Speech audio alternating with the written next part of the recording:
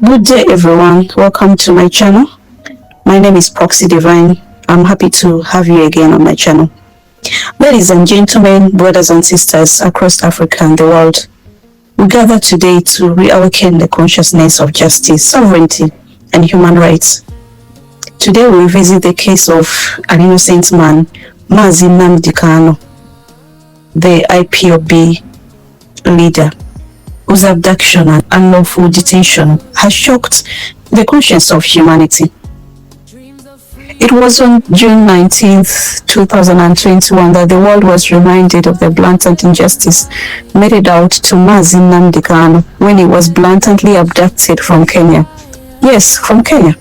This act by the Nigerian government, they renditioned him back to Nigeria without due process. This illegal move was challenged by the High Courts in Kenya. The Kenyan High Court, presided over by Justice Isi Mwita, it was the one that ruled decisively against Nigeria's unlawful rendition. And it was in June the 27th, 2021. Nigeria was fined 10 million Kenyan shillings for breaching Nnamdi Kanu's fundamental rights. This ruling was a clear affirmation that no government is above the law and that sovereignty and justice must be upheld. Yet, despite this legal victory, the Nigerian government still continues to detain Nnamdi Kanu, like I said, the leader of IPOB, the indigenous people of Biafra, in full. He remains in their custody to this day, over 3 years since his rendition. The Nigerian government's continued incarceration is a blatant violation of court's order and international law. Let us not forget that this is not the first time Nnamdi Kanu faced persecution.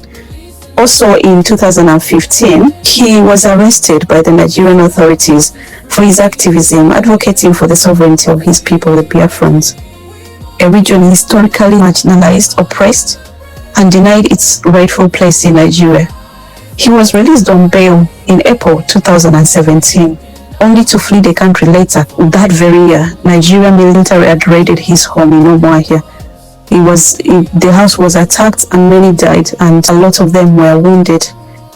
Unfortunately, his parents later passed away. It was in 2020 they passed away because of the trauma that came after all these instances. Following his escape, the Nigerian government amended his charges against him, escalating them to 15 counts, including allegations of terrorism, incitement through his radio broadcasts. These charges are widely viewed as politically motivated, aimed solely to silence his voice and suppressing the Biafra's quest for their self-determination. Today, Nnamdi Kanu is still illegally imprisoned, a prisoner of conscience. He exemplifies the ongoing treatment and marginalization of the Biafran people, our brothers and sisters. These people have suffered this injustice rooted in Nigeria's history, dating back to the brutal Nigerian civil war, which systematically denied them of their rights. And now, I call upon the IPOB, the indigenous people of Biafra, to arise. It's time for us to be more active, more committed, more united on this cause. The IPOB we used to know when Nnamdi Kanu was still free. It was a force to be reckoned with, fighting fiercely against insecurity in the East, showing resilience and determination. What happened to that spirit? Why haven't we organized more rallies, protests, international campaigns to demand our leaders' freedom? The ESN, Eastern Security Network, it was a clear symbol of our strength. What happened to that resolve? Our leader has been detained for so long that silence is no longer an option.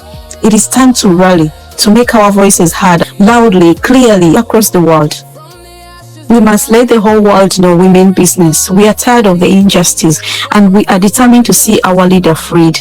I, for one, have worked with IPOB, read about their struggle. I've supported it because I believe in it. I have been fiscally and financially part of IPOB's efforts. I have seen their capacity, the capacity of the Biafran people. I have seen all this. I'm convinced that their freedom will inspire the entire continent of Africa to stand up and demand justice. Let us unite, rally, and make our voices heard, because a free Biafra means a free Africa, and a free Africa is the hope of the world. Thank you for listening.